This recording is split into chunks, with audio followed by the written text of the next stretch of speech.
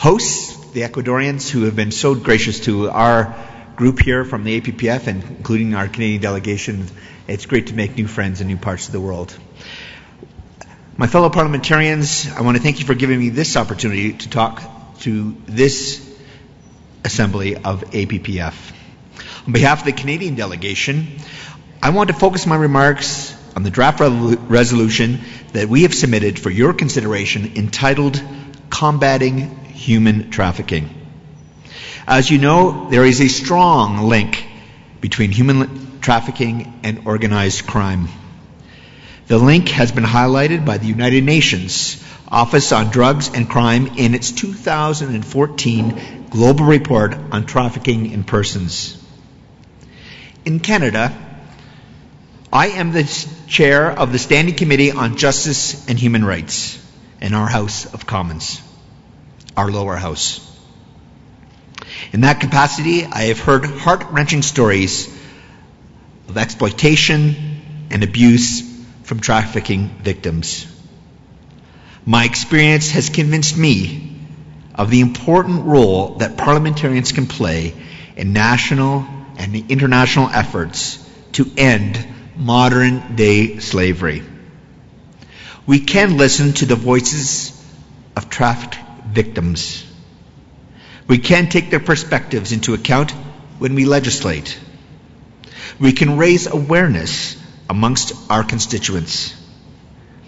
As public leaders, we can advocate for stronger, more effective responses to this problem. Colleagues, the draft resolution before you touches all of these points.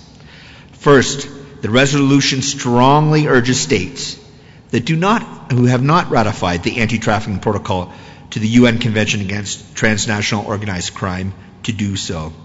This treaty is crucial because it provides a definition of trafficking that can be used by countries around the world. It also includes standards for preventing and prosecuting trafficking and assisting victims. A global problem like human trafficking cannot be solved by working in isolation.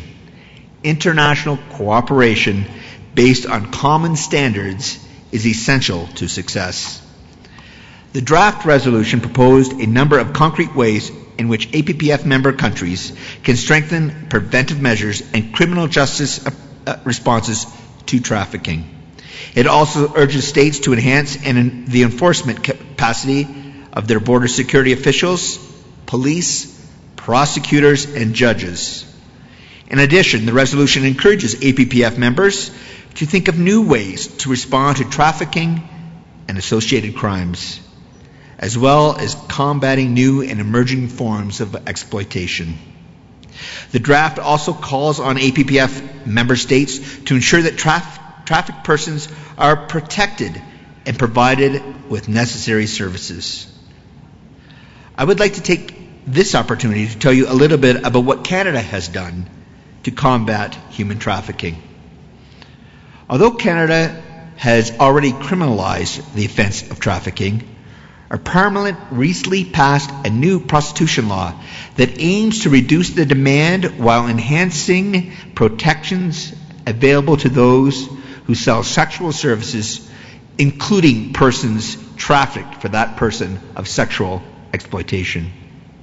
My parliamentary committee also recently completed a study of a new bill which will allow judges to protect the identity of witnesses in criminal trials who are at risk of intimidation or retaliation by traffickers. Colleagues, I would like to draw your attention to these important issues that often affect men, women, and children, but frankly, women and children more often. We need to work together. Over the last number of APPF meetings that we've had, we've mentioned human trafficking in a number of resolutions. This year, we have an opportunity to focus through the resolution proposed by Canada on this particular item.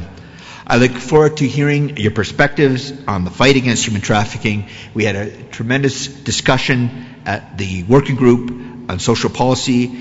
We need to share national best practices so that we can tackle this problem that just isn't Canadian, but is international, and particularly in the APPF area.